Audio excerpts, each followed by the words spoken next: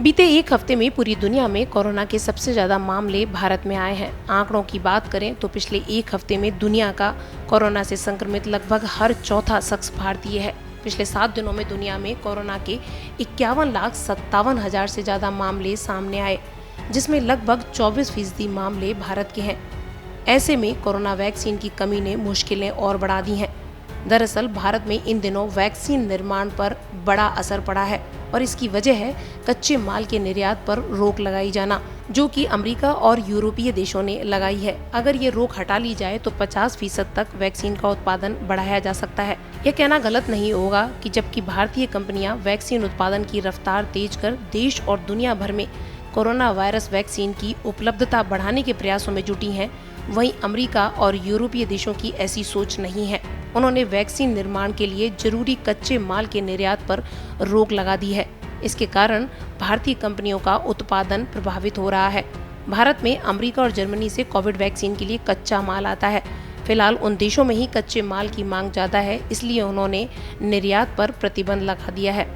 किसी भी वैक्सीन के निर्माण में खास एडजुवेंट का इस्तेमाल किया जाता है। अगर एडजुवेंट में बदलाव किया गया तो नए सिरे से वैक्सीन के क्लिनिकल ट्रायल की शुरुआत करनी होगी। उसके प्रयोग के लिए फिर से अनुमति लेनी होगी। वैक्सीन उत्पादकों ने फिल्टर और बैग जैसी सामग्री के लिए तो नई आपूर्ति श्रृंखला तैयार कर ली, लेकिन एडजुवेंट के आपूर्तिकर्ता पुराने ही रहे। आपको बता दें कि एडजुवेंट क्या है। दरअसल एडजुवेंट एक औषधीय तत्व है जो शरीर की प्रतिरक्षा प्रणाली को मजबूत करता है। इसका इस्तेमाल सामान्य तौर पर वैक्सीन के प्रभाव को बढ़ाने के लिए किया जाता है। यह प्रतिरक्षा प्रणाली को एंटीबॉडी विकसित करने में मदद करता है। जानकारों का कहना है कि वैक्सीन निर्माता 6 महीने में नई आपूर्ति श्रृंखला तैयार कर सकते हैं, लेकिन जरूरत तो फिलहाल अभी की है। आपको बता दें कि अदार पूनावाला ने हाल ही में ये बात कही थी कि अमेरिका ने कोविड वैक्सीन के कच्चे माल के निर्यात से रोक हटा दी तो उत्पादन को 50% तक बढ़ाया जा सकता है।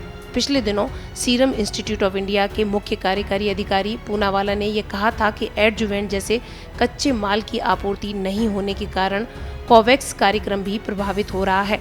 सीरम इंस्टीट्यूट संयुक्त राष्ट्र के कोवैक्स कार्यक्रम के लिए कोविशील्ड वैक्सीन का उत्पादन कर रहा है। कार्यक्रम के तहत 145 जरूरतमंद देशों को वैक्सीन की 30 करोड़ खुराक दी जानी है। यहाँ आपको यह भी बताते चलें कि सीरम इंस्टीट्यूट नई आपूर्ति श्रृंखला तैयार करने में जुटा हुआ है।